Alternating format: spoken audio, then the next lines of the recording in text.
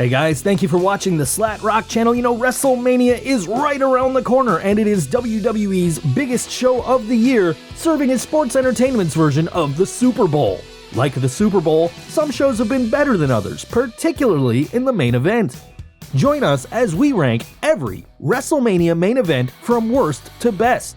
Number 32, WrestleMania XI, Bam Bam Bigelow vs. Lawrence Taylor. 1995 was a bad year for the WWF, and they brought in NFL superstar Lawrence Taylor to main event WrestleMania against Bam Bam Bigelow.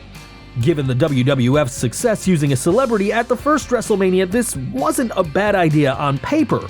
Unfortunately, Bigelow had to put over a football player, making wrestlers look weak by comparison.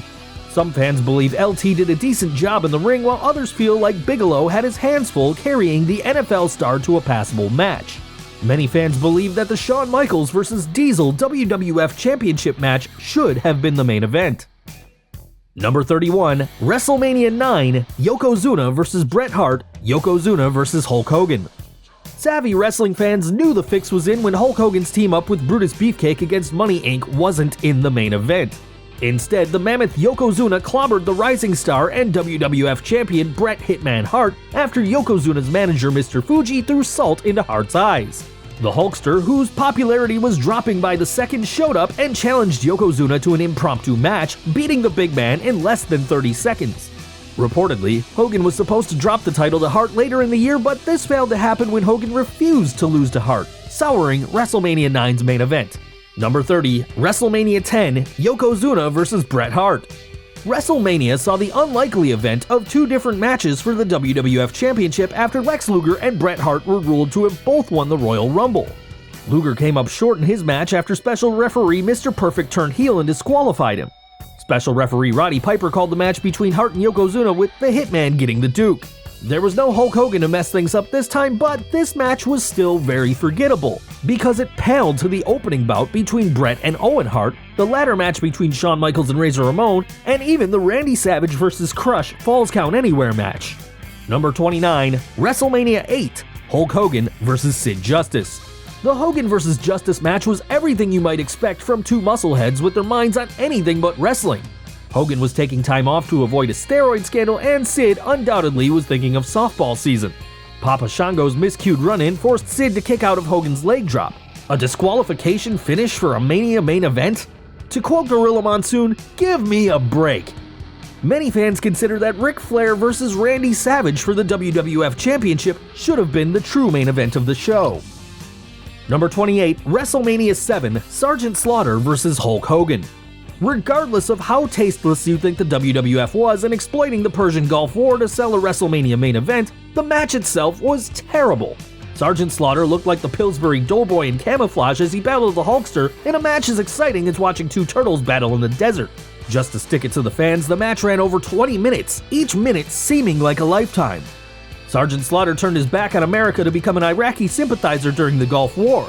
The only logical solution was to have the Hulkster destroy him for the good old USA. Number 27, WrestleMania XXVII, The Miz vs. John Cena. What should have been a big push for The Miz turned into a main event sideshow as guest host The Rock screwed Cena out of a title win, setting up their main event for the next year's WrestleMania. While it was exciting to see a match set up a year in advance, it was an insult to the fans and to The Miz that the main event was wasted in doing so. Number 26, WrestleMania XIII, The Undertaker vs. Psycho Sid. The Undertaker has had worse opponents than Sid, for example Jimmy Snuka and King Kong Bundy, but Psycho Sid isn't much better. This match has become enshrined in wrestling legend not for anything in the ring, but for rumors that Sid pooped his pants during the bout, arguably symbolic of the match itself. The match had no place in the main event slot.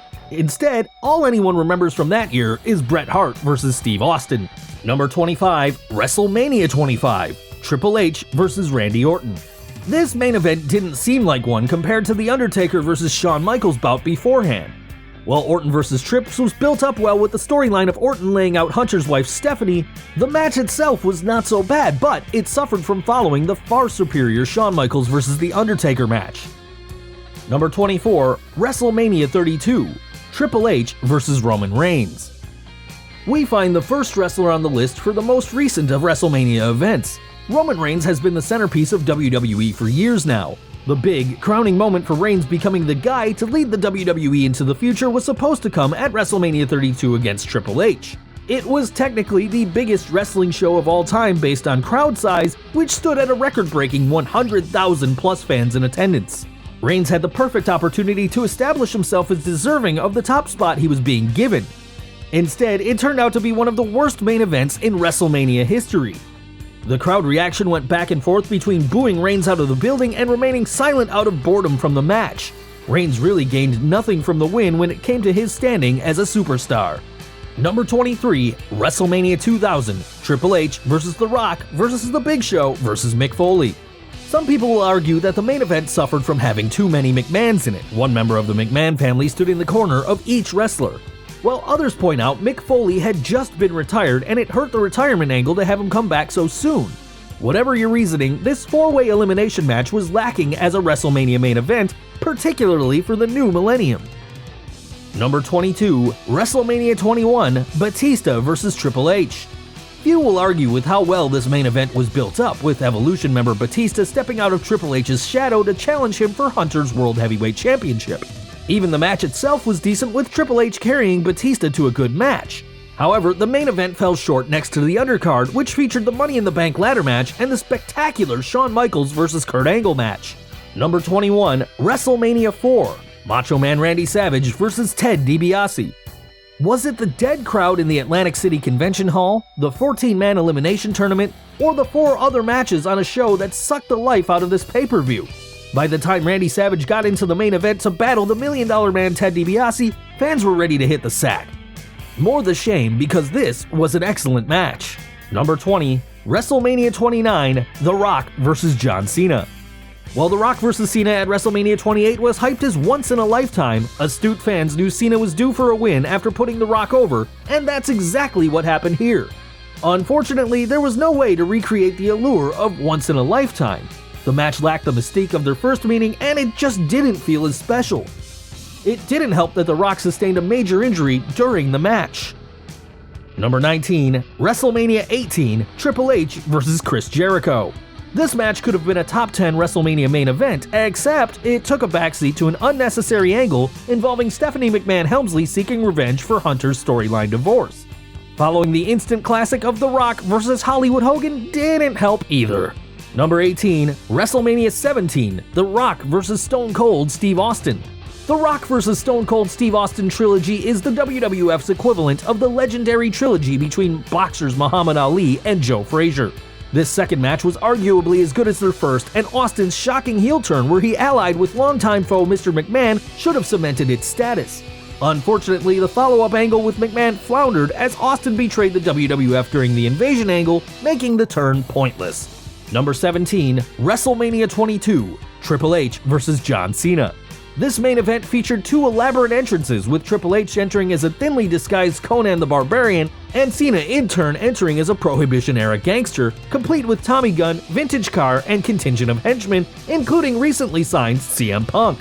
The match itself didn't live up to the spectacle of WrestleMania, especially since this was Cena and Hunter's first WrestleMania encounter. The story was built up around Triple H winning a tournament for a title shot, which left the feud with little room to really mean anything. Number 16, WrestleMania 20, Triple H vs. Chris Benoit vs. Shawn Michaels. The main event of WrestleMania 20 was an emotional one. Though most of the story surrounding the match focused on Triple H and Shawn Michaels, it was Chris Benoit who emerged victorious to begin his first title reign. Appropriately, the show closed with longtime friends Benoit and Eddie Guerrero, now both with championship belts, celebrating together. Number 15, WrestleMania 24, Edge vs. The Undertaker. The Rated R superstar and the Deadman were no strangers to one another, having battled on the SmackDown brand quite a few times. That didn't stop them from taking things up a notch, delivering an impressive main event that outshined the undercard's Money in the Bank ladder match and the emotional match where Shawn Michaels retired Nature Boy Ric Flair, although thankfully he didn't give Nate the Old Yeller treatment as promised. Number 14, WrestleMania 23, John Cena vs. Shawn Michaels. This match demonstrates why Michaels earned the name Mr. WrestleMania, not because of his many appearances at the Showcase of the Immortals or a lengthy undefeated streak, but because of putting on great matches and putting people over. This is just another one of the showstoppers' many such matches. Unlike his match with Triple H at WrestleMania 22, Cena's fight against Michaels worked on every level. The two men had a rivalry that made sense and brought their charisma to a great match. Certainly one of Cena's very best WrestleMania moments. Number 13, WrestleMania 31, Roman Reigns vs. Brock Lesnar. Roman won the Royal Rumble but couldn't win over the fans. Fans were glued to their seats wondering if Reigns would end Lesnar's ironclad grip on the WWE World Heavyweight Championship. Most fans couldn't back Reigns as he was the chosen one. This well-played match had an equally well-played twist when Seth Rollins ran in to cash in his Money in the Bank championship match, stealing Reigns' victory and becoming champion after hitting the curb stomp on Reigns. Number 12, WrestleMania 30, Randy Orton vs. Batista vs. Daniel Bryan. This unlikely triple threat match came about after the WWE Universe demanded Bryan main event at the grandest stage of them all. After Bryan was kept out of 2014's Royal Rumble, it seemed like the WWE Universe would descend on Titan Tower with torches and pitchforks. In the end, the WWE gave fans what they wanted and Daniel Bryan delivered the goods, defeating Triple H to get put in the main event, then forcing Batista to submit to the Yes Lock and winning the WWE World Heavyweight Championship. Number 11, WrestleMania 19, Kurt Angle vs. Brock Lesnar. This is arguably the greatest technical match of any WrestleMania main event. This was Brock Lesnar's WrestleMania debut and he landed in the main event. What's more, he ended up winning the title. This was a great match outside of a botched shooting star press from Lesnar. However, the majority of the drama centered around Angle and a potentially career-threatening neck injury he sustained leading up to the show. This action-packed match kept fans on the edge of their seats. Number 10, WrestleMania 14, Shawn Michaels vs. Stone Cold Steve Austin. The new generation bowed down to the Attitude Era with Shawn Michaels doing the time-honored tradition of putting over Stone Cold Steve Austin, the man who spearheaded the WWF's triumph in the Monday Night War. The match almost didn't happen as Michaels had seriously injured his back at the Royal Rumble earlier in 1998. This was an okay match as Michaels worked through the pain. The crowd was cheering for Austin and were so behind him to win the title, and the fact that Iron Mike Tyson was the special guest referee made the match an unforgettable one. Number 9, WrestleMania 28, The Rock vs. John Cena. The WWE deserves criticism for ruining WrestleMania 27's main event to build this up, but The Rock and John Cena worked their butts off in making this one for the ages. In an industry full of hype and so-called dream matches, this one was worthy of it all, delivering in the ring. In a rare display of booking wisdom, the WWE didn't regurgitate this matchup every week on Raw or pay-per-view, making their rematch the next year seem special. Number 8, WrestleMania 6, Hulk Hogan vs. The Ultimate Warrior. While the WWF's plans of making the Ultimate Warrior into a star even bigger than Hulk Hogan didn't pan out, the match itself was built up splendidly and executed to perfection.